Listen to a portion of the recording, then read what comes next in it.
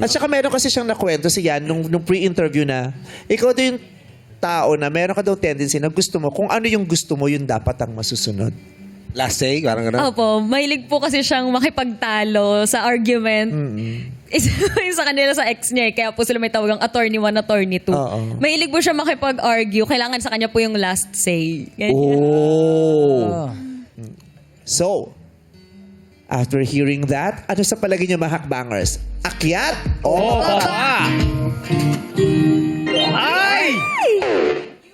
Tatlo silang bumaba, nahuli lang yung isa. Ay, dalawa yung binaba nung isa. Tag-iisa lang baba. Nalaglag lang ba yung sapatos niya? Unahin na natin si Yumi na medyo nag-alangan ka pang bumaba. Bakit? Yung regarding pala sa yung gusto niya na parang attorney 1 or attorney 2 ganyan, parang you must also respect the decision of your partner.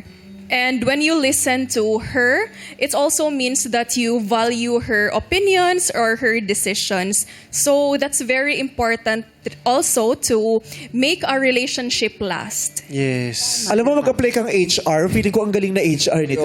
Ang ganda yung magsalita, Mahinahon. Tapos kahit nag-i-English siya, yung madali kong nauunawaan yung English niya. Saka makikinig ka talaga. Yes. At saka alam mo, meron akong narinig na sinabi ni Ogie Alcacid one time. Yung, sabi niya, do you always have to win? Do you have to win all the time? Sabi niya, no, you don't always have to win.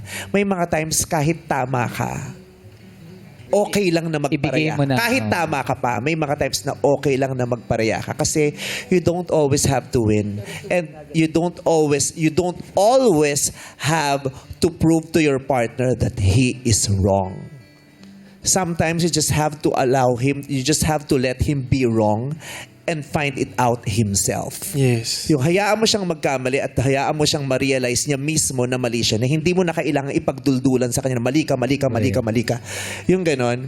You don't care. That's why you don't always have to win all the time. Kasi minsan yung pagpaparaya, yun na yung win. Yes.